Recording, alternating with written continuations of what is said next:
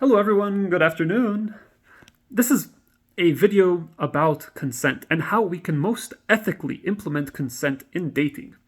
I have made many videos on this channel and glanced over the subject of consent and how to approach someone romantically or for intimacy on this channel, but I would like to have this be the video that discusses and elucidates how you can approach someone you are attracted to romantically or intimately in a way that is respectful of consent to the optimum.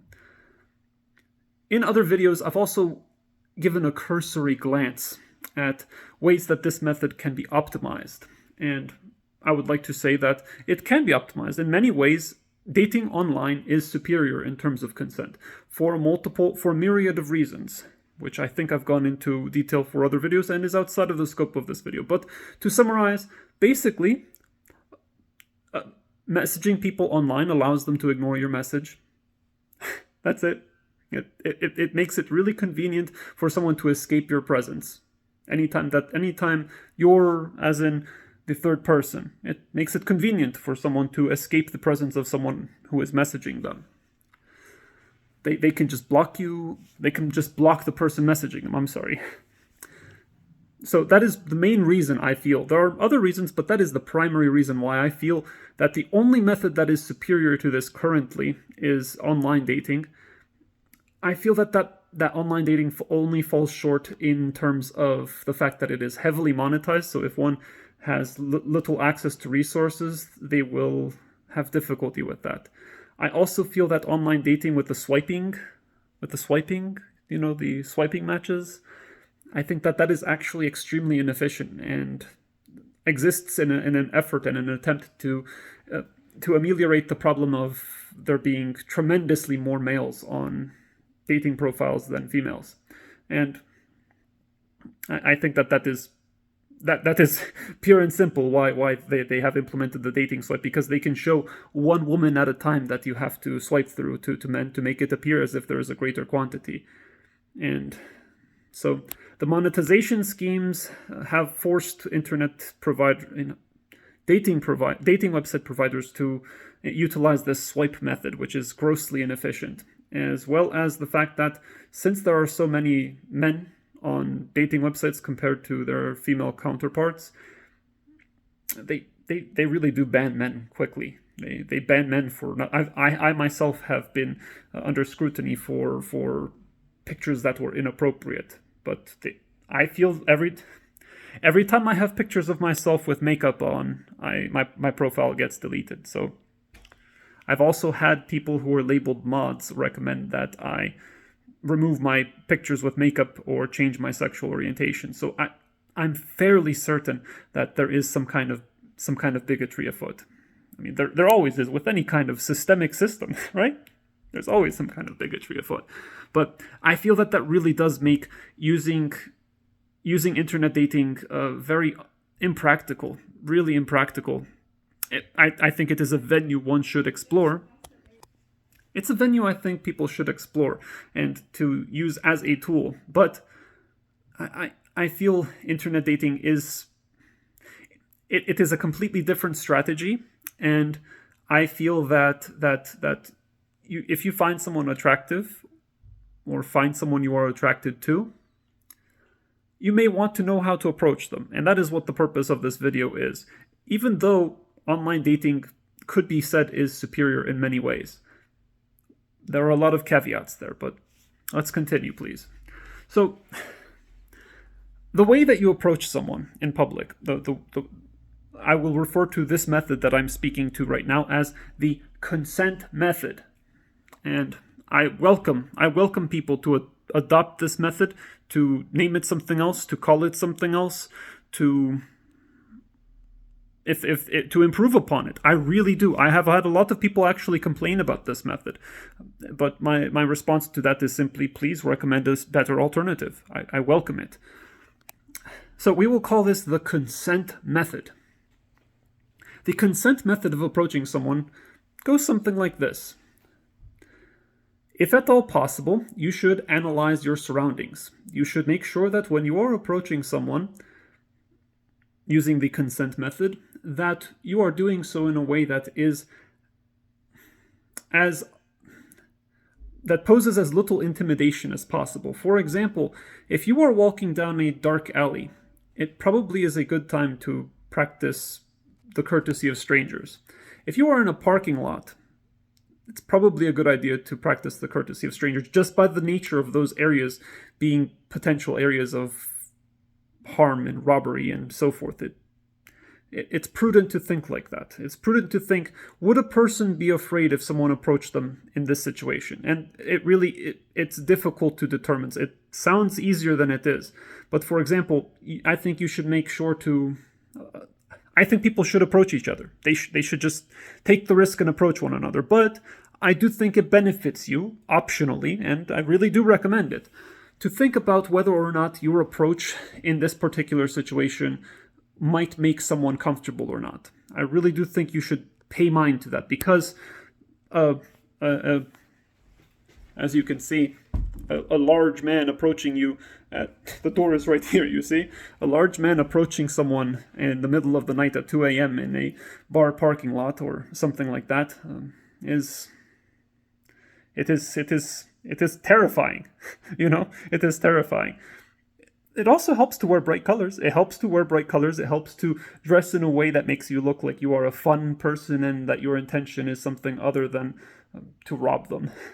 It does help. But so think about that. Parking lot, maybe try to avoid that. If it is in a dark alley, maybe try to avoid that. But I would recommend trying to avoid situations in which the person is completely alone. Public places are a great place to do it. The grocery store, when you are walking between classes at school, and so forth.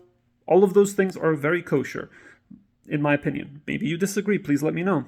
But you do want to pay attention to the environment to make sure that your approach, you should make sure that they have a way to escape. You should always make sure that they are away from corners or away from walls. You should try to approach them in situations in which they have a means of escape. For example, when you are approaching them, make sure that they have access to the door. I shouldn't be standing in front of the door like this. I should make sure that the person I am approaching for romantic intent has a means of easy escape. And people pay attention to this subconsciously. They may be scared, they may not, but they will pay attention to it subconsciously. I really do think people do have a subconscious, intimate awareness of their surroundings. And they do notice things like that this person is in the doorway, and it makes them uncomfortable. It may. And the reason you should be avoiding making them uncomfortable is to avoid making them uncomfortable. A lot of people on my channel have mentioned to me that well, your success rate is terrible. Probably. What is success? They say that the success rate is how quickly they can get a woman's number. No, I say to you that what is important in this case is the person you are interested in. They should be comfortable. Do you agree? I'm sure we're on the same page there. That is the purpose. So always make sure that you are at least thinking about it. I mean, really, it's difficult. It sounds easier than it is, but at least pay attention to that. At least pay attention to the environment and how it will be perceived in terms of the environment. Avoid parking lots. Avoid closed spaces, confined spaces. The elevator is a place you would wish you should avoid that. The parking lot is a place you should avoid it.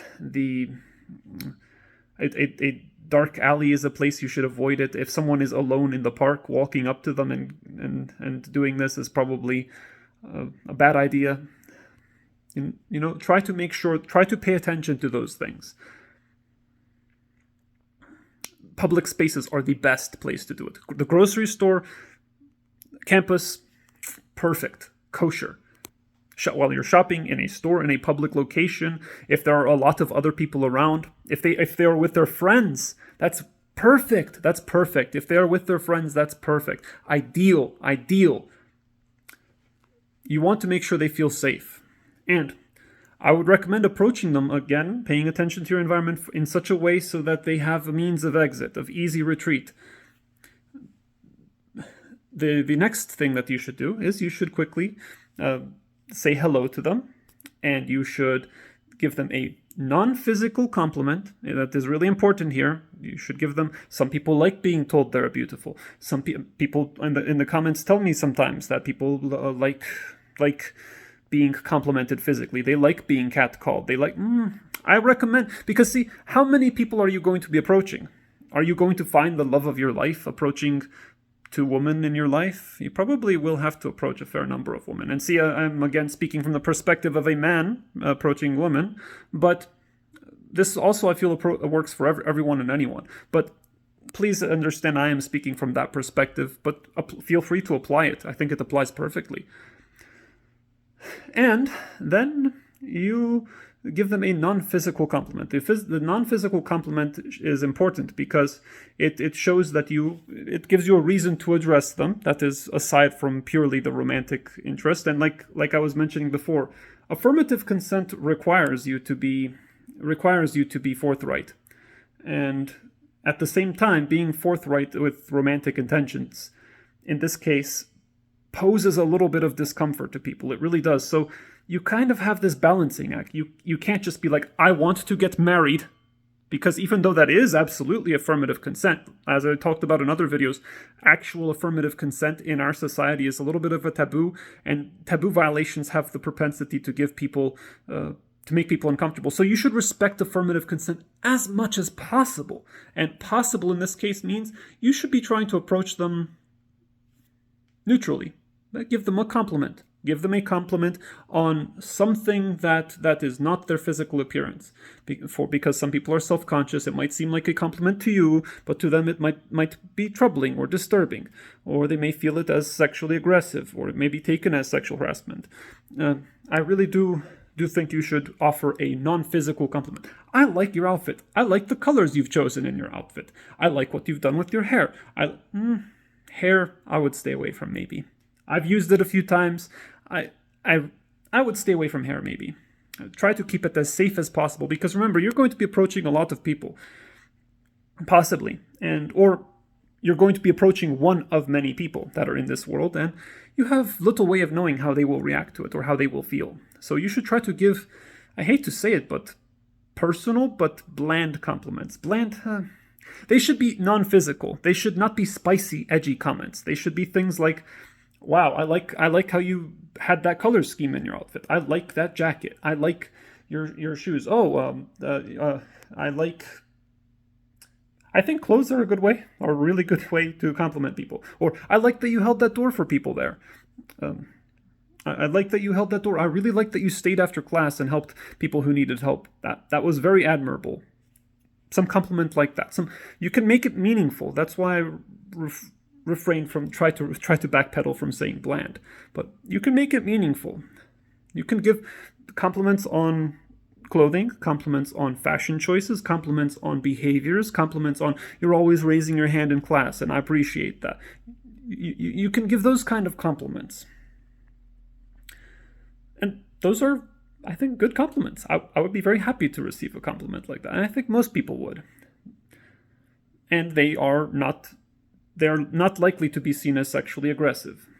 So then, after giving this non-physical compliment, I would say, if I have not given this to you already, would you take my card? Or if you feel awkward saying that, you can just make a motion to hand them your card and say, will you please accept this? Will you please accept this card? Or maybe sometimes you can just say, hey, I like your outfit. And they'll just take it instinctively. That's up to you. I recommend asking for two reasons.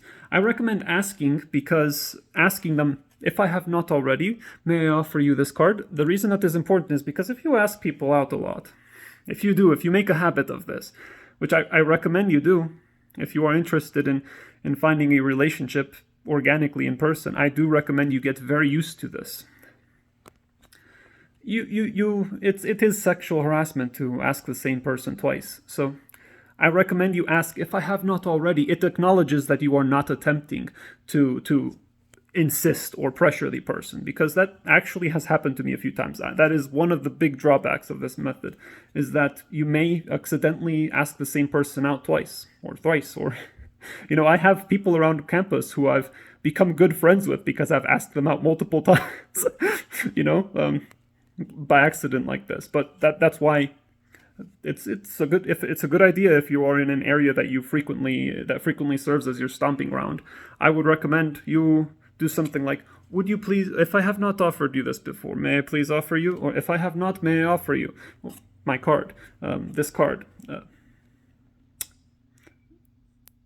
But if you feel awkward doing something like that, you can just be something like this. You can just be, oh wow, I really like your shoes. And they'll just take it reflectively. Yeah, thanks. And then you'll walk away. And oh, thank you. Have a nice day. Be friendly, be smiley, be polite, be non-confrontational. Try to avoid making, I mean, you can if it flows organically, but I recommend you leave them in peace. I recommend after you do that and you give them the card, that you leave in peace. And the card that I am mentioning is, I feel that you should give them it can be written on a piece of paper, but because I do this frequently, I have cards professionally printed for myself. Cards that say, mine says, if you can see here, it has a little bit of text here, and it says, my name is Stefan. I'm single, and if you are too, I'd love to get to know you. And it says, hobbies, spin tops, fashion, my goals in life, longevity, research, and finding a wife, current projects, chocolate celery, orthocopter, soap soda. So, as you can see, it says that all right there. And it has a funny little picture of me. It says, I showed you my flasks. Please respond. So, it says that on one side, and then on the other side, it asks a question. It asks an icebreaker. It says,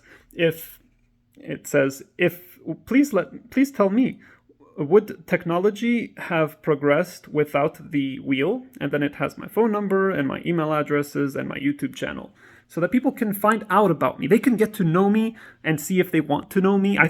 So you give them this card and you leave. I recommend you try to get away from them as fast as possible. Of course, don't run to scare them or something, but you should try to make yourself scarce after that. Leave them in peace. Don't feel like you are pressuring them or smothering them or anything like that. Give them a compliment, offer them the card politely, use please, and leave. And you can modify that as you please, but I feel that is the most consensual way. Now, to address the card that I'm talking about, really, I am struggling to think of how to write the card. I think the card method, the consent method, is absolutely a genius idea. I think someone told me about it, but I forget who. But it is a good idea. And what I recommend is that you have something on one. You're probably going to use both sides. I often debate between trying to be as concise as possible. It should be concise, but at the same time, you should be trying to let them know a little bit about something about yourself.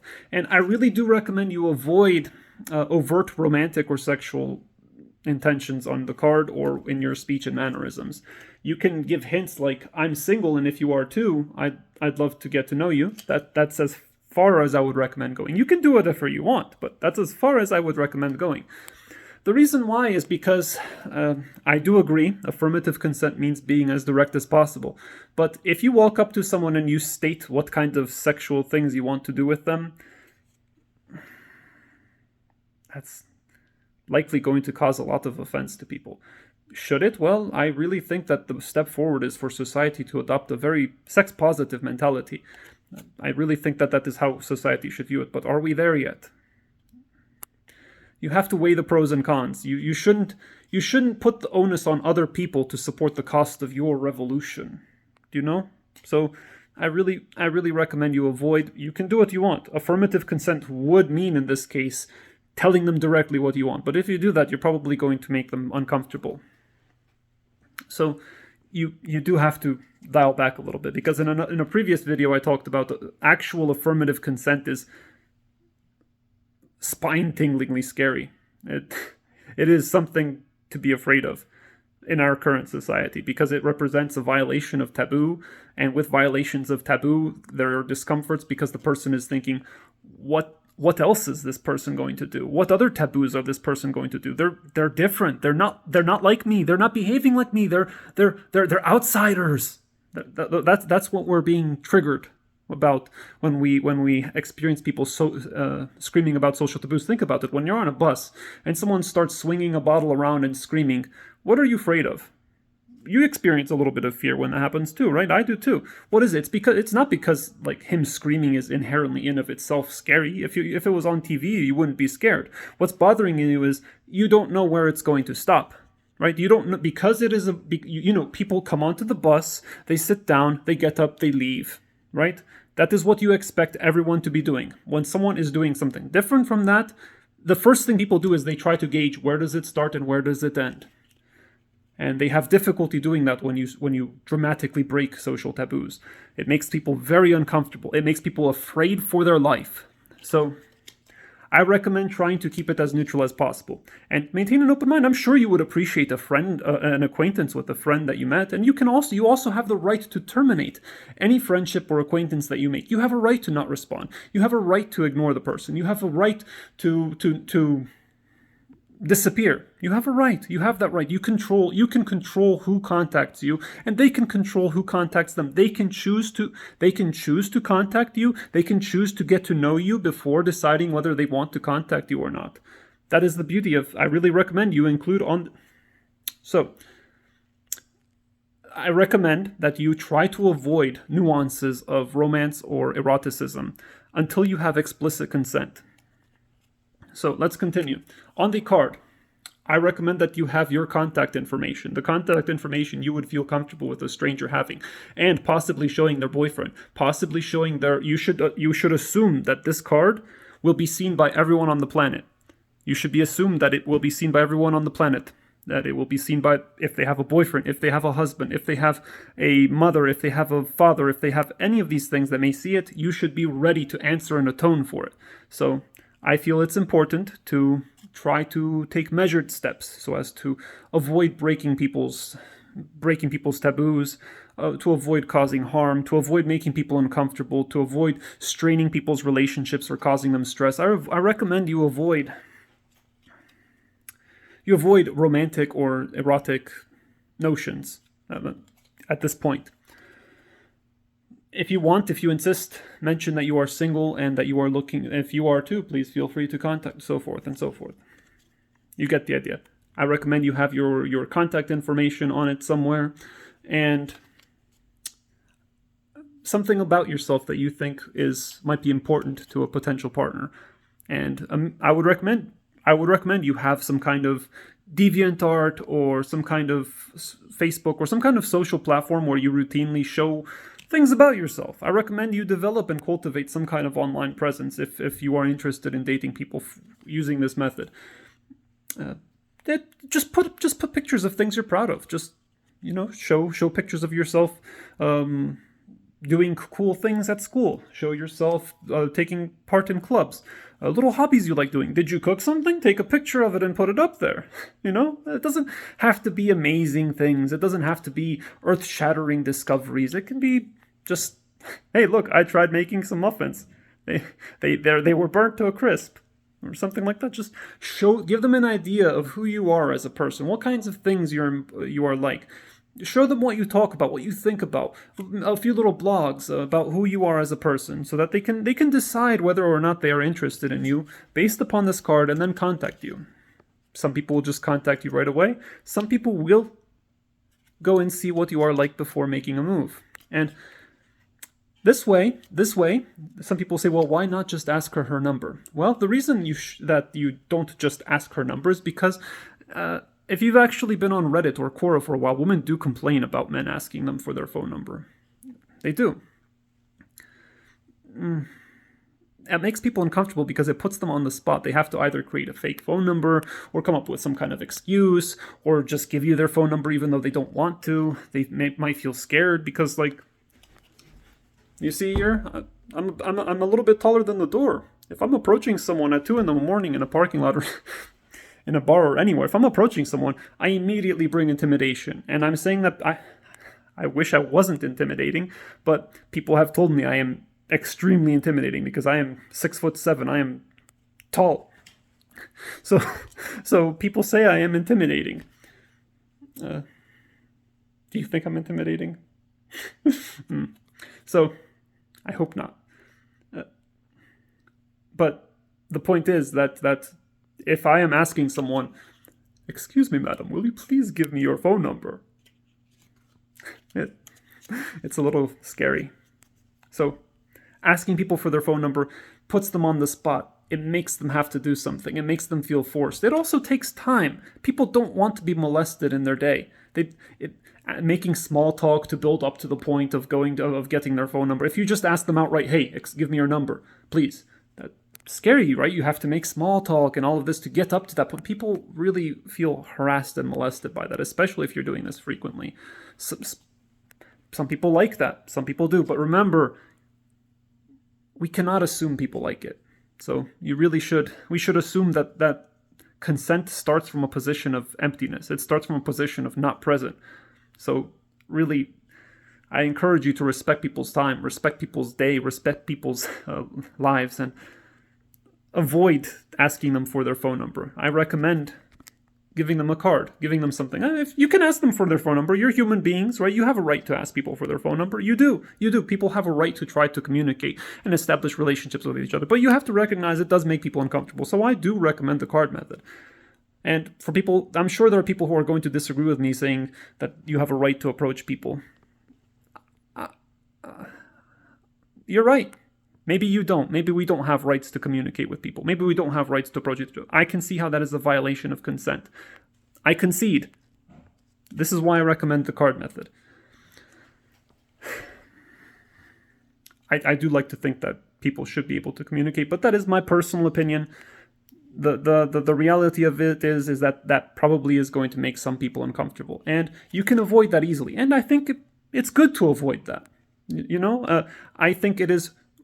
I think it is reasonable for some people to be afraid of people approaching them and to wish to be left unmolested. And I think that this is the least intrusive way that one can do that. And I think that therefore it is a good idea. People have also the right to feel molested by people approaching them for conversation. They do. I think people should be able to have random conversations with people in a dark alley at 3 a.m. But realistically, that's probably going to cause a lot of harm. It's going to make people very uncomfortable. So you have to play within the system. You have to look at the system we live in and try to act yourself in a way that is going to maximize happiness for everyone. Okay, so after you give them this card and you avoided all of the other potential pitfalls, like I mentioned, the next thing that is important is you have given them this card. The benefit of it is that they can discard it, or that they can call you or keep it for later. I am debating myself on this card having something like feel free to discard, feel free to throw it away if you're not interested. I really think that might be something that could go on there. I want the person to know that this isn't me pressuring them, that there's no pressure associated with this card. When I made that card, I thought that was unnecessary, but people have expressed that they still do feel some kind of pressure. And I'm telling you, the method that I'm saying may to a layperson seem ridiculous, but if what I'm saying is ridiculous, you really have to think about how many people are made uncomfortable by people being approached by someone at the bar. See, I know what you're thinking. You're thinking, there's nothing wrong with approaching someone, but imagine that you are a 20-year-old woman and a 6-foot-tall, 50-year-old, 70-year-old man approaches. Oh, all of a sudden it's not okay, right? All of a sudden he should have known better. I think that's ageist. I think that everyone needs love. Everyone should have, in my opinion, I think people should have the right to attempt to create relationships with strangers. I do. I think people should have the right to talk to anyone on the planet if that person consents, consensually, of course. I think people should have the right to fall in love, to love people passionately, and to approach people consensually. I do. I think people should have that. I think people should have the right to reach out to people consensually. How can that be done? This is my attempt at that. This is what I'm thinking, and I welcome feedback. So after you've done this, then they will either not contact you. Most of the time, they won't contact you. At least that's my experience. Most of the time, they won't contact you. or they will check out your Facebook, your YouTube, your other things, and then they might contact you or they might not. But they have a means of contacting you. And if they are interested in you, they will contact you. Usually. Usually they will contact you if they are interested. So up to this point, you've tried to maintain an air of neutrality. You've avoided making erotic or romantic gestures towards them. You've kept it clean in that regard. Simply, I think those things are beautiful, but you want to make sure that you're on the same page with someone. So you then, assuming they contact you again, I would recommend, if you are looking for a relationship, at this point, I recommend, if you're looking for a relationship or something romantic, I would, at this point, once they've contacted you and shown some level of interest, I would recommend that at this point, you tell them something like, oh, hello, thank you for getting back to me. Would you please let me know, what kind of communication do you prefer? Do you prefer to be spoken to with subtlety, or do you prefer being spoken to outright with boldness? Do you prefer directness? Please let me know. I want to make sure you're comfortable. If that's a little awkward, you can just go right to the point, and you can tell them, thank you so much for reaching out to me. I gave you that card because I'm interested in dating, and or whatever you are interested in. But I would recommend you start off, I'm interested in dating. Would you welcome courtship from me? I would say something like that. Would you welcome my courtship? Would you welcome romantic advances from me? Or you can ask them if they are single or something like that. Something like that. I would recommend you do that at that point. Then, if they say yes, you can also start asking if they are single. And then, maybe, if you're interested in eroticism, you might after, and again, it's good to elaborate if they prefer directness or if they prefer subtlety. Because if they prefer subtlety, you're probably going to have a difficult time attaining explicit erotic consent from them. So, they're probably not interested. Maybe they are, but I think you're going to have a difficult time. If they want subtlety, you're going to have a difficult time getting enthusiastic, explicit sexual consent from them. So I will leave that up to you if you wish to continue. But most people actually say they prefer directness. Most people have, to this date, not had anyone, out of approaching thousands of women this way, I have not had anyone say that they prefer subtlety. No one prefers convolution and subtlety over directness in conversation. That's not people's number one choice, right? Maybe once in a while as a joke, but people prefer directness. You'll find that people overwhelmingly prefer directness. So I think that is yet to be a problem for anyone. Now, at this point, I recommend you say, would you welcome erotic attention from me? Or something like that. Please let me know. Would you welcome erotic attention from me? Or something like that. And you will have your answer. And I think you can proceed from there. If you have gotten that far, you are probably a very good student of affirmative consent. And you probably will do well from there. I think, anyway. So, to summarize everything, I recommend approaching someone in a way that is mindful of the environment. I recommend introducing yourself or giving a greeting. Up to you. All of this is to taste. And I recommend giving a non-physical compliment.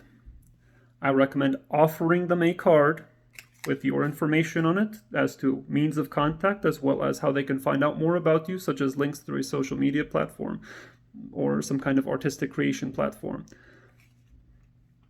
And then I recommend taking your leave quickly, politely, and then I recommend that if they respond to you, that you ask them how they prefer to communicate, and then I recommend that you ask them that you tell them you are interested in romance, if you are, and if they welcome romantic interest from you or courtship from you, or if they are interested in dating or anything like that. I recommend at this point you can be clear with it.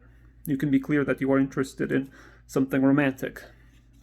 if you are interested in eroticism, I recommend at that point, after you've made sure that they welcome directness, I really do recommend you find out if they welcome directness before discussing eroticism. If they agree to directness, I would say at that point you have the green light to ask if they want, if they would welcome erotic attention from you, and then you can take it from there, I think. Of course, there are many flaws in this. Like, for example, you don't have the right to ask someone for. I mean, see, I really do think that intimacy, physical intimacy, is a biological human need. I think people need sex. I do. I think, maybe not everyone, but I do think sex counts as a human need. And so I do think maybe one day we'll be mature enough as a society to just be able to ask random people, just flat out, right? But until then, I think that this is the most appropriate way a person can approach someone in public for romantic and erotic needs. And they can go from there. What do you think? Let me know what you think. I would love to know possible alternatives. All of what I've said is to taste, and I recommend that you do it your way. Do it however you think. But this is what I do, and it's, it's worked really well. I've actually been reported multiple times. I've been reported multiple times on campus for approaching women this way, and so like it still makes people uncomfortable. You see, I've optimized this for consent as much as I can, and it still makes people uncomfortable. And I'm sure that there are people watching this right now who are going to tell me that it makes them uncomfortable. And you are right.